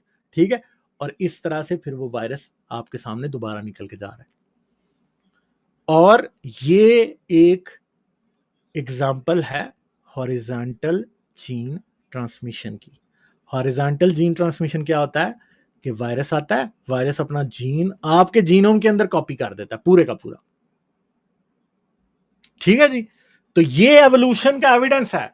और जिस जगह पे कॉपी हुआ है, मसला ये है कि हमारे जीन्स जो हैं वो एक इंसान से दूसरे इंसान को सिर्फ और सिर्फ बच्चे पैदा करने के थ्रू यहां होते हैं। जितने भी जानवर आप देख रहे हैं जमीन के ऊपर जो कि सिंगल सेलुलर ऑर्गेनिज्म नहीं है, वो इस तरह करते हैं अपने जीन्स को दूसरे जानवरों तक ट्रांसफर, यानी अपनी औलाद को करते हैं। तो मसला यह है कि हॉरिजॉन्टल जीन ट्रांसमिशन से 205 जगह पे एक वायरस ने अपना जीनोम एंटर किया था, और आपने अपनी वर्टिकल जीन ट्रांसमिशन के थ्रू अपने बच्चों को उसे देना शुरू किया, और देते देते आज इस जगह पे पहुंच चुके हैं। ठीक है जी, ये बात है। तो ये एवोल्यूशन, इन चीजों को देखने के बाद एवोल्यूशन के अंदर रत्ती बराबर भी शक नहीं रहता। और मैं आपको कोई एक तरीका नहीं बता रहा, हजारों तरीके हैं जिनके थ्रू एवोल्यूशन काम करती है। ठीक है, ये आप देख सकते हैं, ये रिसर्च पेपर है। ठीक है, तो इसके अंदर आप देख सकते हैं ट्रांसफेक्शन ऑफ 293 टी सेल्स। ठीक है, virus recovery infection of target cells. ठीक है, इन्होंने 293 टी सेल्स के अंदर ये वायरस डाला। ठीक है, और फिर उस वायरस को मल्टीप्लाई होने दिया, और फिर उन्हें नजर आया कि वो वायरस का जीनोम जो है, वायरस का जीनोम डाला, ट्रांसफेक्शन किया जीनोम के थ्रू, यानी जीन्स डाले वायरस के, और फिर क्या हुआ, उन्हें लिविंग वायरस दिखाई देने लग गया। ठीक है, तो ये चीजें हैं जो कि साबित करती हैं कि एवोल्यूशन एक सच है। फिर मैंने आपको यह भी बताया था, जीन रेगुलेटरी एलिमेंट्स वो होते हैं जो कि कोई जीन कितनी प्रोटीन बनाएगा, किस तरह काम करेगा, ये डिसाइड करते हैं। चिंपैंजी और इंसान के अंदर वो ओवरऑल तकरीबन एक जैसे ही। ठीक है, समझ गए हैं बात आप मेरी? और जीन्स के फंक्शंस भी तकरीबन एक जैसे हैं। ठीक है, अब जैसे हम एक बात करते हैं, हम सूडो जीन्स की भी पीछे बात करके आए हैं। इंसान और चिंपैंजी के अंदर जीन्स ही नहीं, सूडो जीन्स भी एक जैसे हैं, एक जैसी जगहों पे हैं। जैसे कि एक सिंपल बात है, ये जो ग्लूको सेरिब्रोसाइडेज जीन है, जिसे जीबीए कहा जाता है, इसकी फंक्शनल कॉपी है और सूडो जीन कॉपी भी है, जिसके अंदर 55 बेस पेयर मिसिंग है, क्योंकि वो काम नहीं करती। ठीक है, ये हमारी फंक्शनल कॉपी है, और ये दूसरी, ये जीबीए जीन है और ये जीबीए जीन की कॉपी है। ठीक है, अब मसला ये है कि ये जो है ना, ओरांगुटान और इंसान दोनों में एक जगह पे है, इंसान में भी एक जगह पे है, चिंपैंजी और इंसान में भी एक जगह पे है, गोरिल्ला और इंसान में भी एक जगह पे है, ओरांगुटान और इंसान, और स्क्विरल मंकी में सिर्फ अलग है। स्क्विरल मंकी क्योंकि हमारा और उसका कॉमन एंसेस्टर कोई 70-80 मिलियन साल डायनासोर्स की एक्सटिंक्शन से भी पहले मौजूद था, इसलिए जो है उसके अंदर जो है ये डिफरेंट जगह पे है। बाकी हम सब में एक ही जगह पे है। दो जीन और उसकी सूडो कॉपी दोनों एक ही जगह पे पाए जाते हैं, एक ही जैसे हैं, सिर्फ ओरांगुटान में थोड़ा सा डिफरेंट है बस। बाकी इंसान और गोरिल्ला, चिंपैंजी सब में एक जगह। ठीक है, तो ये ऐसे एविडेंसेस हैं एवोल्यूशन के जो कि किए ही नहीं जा सकते। फिर ये इंसान का जो ब्लड का ग्लोबिन जीन है, जो कि ब्लड बनाता है, जो कि ऑक्सीजन कैरिंग कैपेबिलिटी इंसान के अंदर और बाकी सब मैमल्स के अंदर उसके लिए रिस्पॉन्सिबल है। आप देख सकते हैं कि बबून और इंसान की कॉपीज डिट्टो कॉपीज हैं, एक सेम चिंपैंजी और इंसान की बिल्कुल सेम। सूडो कॉपीज भी सेम है, ये सूडो कॉपी है भाई, साई बीटा सूडो जीन, ठीक है। सूडो कॉपी जो काम नहीं करती वो भी उसी जगह पे है, ठीक है। तो ये भी एक फाइलोजेनिक ट्री बना है कि लीमर मंकी जो है वो हमारा 70-80 साल पहले, 70-80 मिलियन साल पहले हमारा उसके बाद कॉमन एंसेस्टर था। न्यू वर्ल्ड मंकीज का भी को तकरीबन इसी वक्त का था, ठीक है। यानी उस टाइम तो अभी भाई आपकी प्लेट टेक्टोनिक्स ने अमेरिका को उधर पहुंचाया ही नहीं था जिधर आप हैं। और आप ये देखेंगे यहाँ पे हमारी जेनेटिक सिमिलरिटी कितनी सारी है, ठीक है। तो ये बातें हैं। ग्लोबिन जीन जो कि आपका ब्लड के लिए रिस्पॉन्सिबल जीन है, वो भी ये बताता है कि भाई हम एक कॉमन एंसेस्टर से आ रहे हैं, हो ही नहीं सकता कि हम कहीं और से आ रहे हैं। फिर ये ग्लोबिन का जो अल्फा क्लस्टर है ये है इंसान का। हम खुद जानते हैं कि जीन इवन के हमारे अल्फा और बीटा क्लस्टर जीन के अंदर, जीन ग्रुप्स के अंदर जो कॉपीज हैं डिफरेंट, इंसान के अंदर ब्लड के ग्लोबिन जीन की 13 कॉपीज होती हैं, जिनमें से 6 जो हैं वो माँ के पेट में एक्टिव होती हैं, 3 जो हैं वो माँ के पेट से बाहर इंसान जब आ जाता है तब एक्टिव होती हैं, और 4 कॉपीज जो हैं वो टोटली 5 कॉपीज जो हैं वो मेरे ख्याल में 8 कॉपीज एक्टिव होती हैं, जो हैं वो क्या होती हैं, वो डॉर्मेंट होती हैं, वो सूडोजीन्स हैं, ठीक है। तो ये बीटा और अल्फा ग्लोबिन क्लस्टर तकरीबन तकरीबन तमाम ही मैमल्स में पाए जाते हैं, थोड़ी बहुत डिफरेंसेस के साथ, ठीक है। तो ये भी एक बहुत बड़ा एविडेंस है कि हम कॉमन एंसेस्ट्री रखते हैं। फिर उससे भी बड़ा जो एविडेंस है वो माइटोकॉन्ड्रियल डीएनए की सिमिलरिटी का। माइटोकॉन्ड्रिया हमारे अंदर ऑक्सीजन और एनर्जी के सिंथेसिस के लिए बहुत इंपॉर्टेंट जीन्स है, ये मां से आपको और हमें ट्रांसफर होता है। इंसान और चिंपैंजी के माइटोकॉन्ड्रिया में सिर्फ 1.24% का डिफरेंस है, ठीक है। मगर कुछ क्रिटिकल एरियाज हैं जहां पे ये डिफरेंस जो है वो 13.9% का बनता है। यानी कुछ स्पेशल रीजन्स हैं जो कि चिंपैंजी के माइटोकॉन्ड्रिया से 13.9% सिमिलर हो सकते हैं, और हमारे और चिंपैंजी के दरमियान माइटोकॉन्ड्रिया की सिमिलरिटी ये बताती है कि भाईजान ये माइटोकॉन्ड्रियल ईव का जो कॉन्सेप्ट है ये सिर्फ इंसानों तक महदूद नहीं है भाई। ऐसा भी था कि आज से कोई 10 मिलियन साल पहले एक चिंपैंजी और ह्यूमन की भी कॉमन ईव मौजूद थी जो कि ह्यूमन थी ही नहीं, ठीक है। समझ गए आप? यानी हमारी और चिंपैंजी की भी एक माइटोकॉन्ड्रियल ईव थी। उसे अब ईव कहना भी इंसल्ट है, ठीक है। समझ गए? क्योंकि ये डॉगमेटिक वर्ड है। वो भी थी भाई, सही है।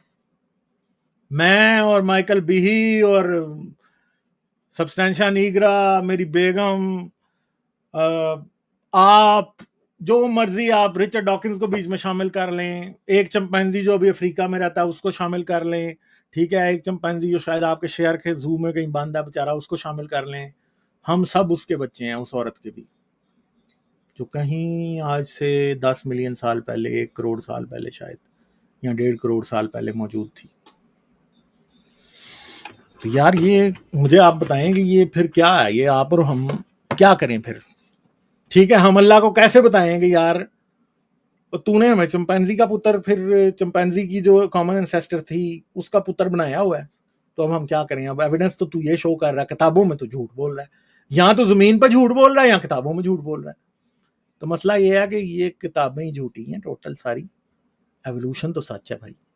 एवोल्यूशन किसी, ये आपके और मेरे माइटोकॉन्ड्रियल डीएनए में, आपके और मेरे सूडोजीन्स में, आपके और मेरे जीनोम में, आपके मेरे क्रोमोसोम्स में, क्रोमोसोम इन्वर्जन्स में, ट्रांसफ्यूजन्स में, ट्रांसम्यूटेशंस में, ठीक है, फिशंस में, जो सारा एविडेंस नजर आ रहा है वो किसी ने झूठी किताब तो नहीं लिखी ना। ये तो वो किताब है जो बदल नहीं सकती भाई, जिसे इंसान नहीं बदल सकता था कभी भी, ठीक है।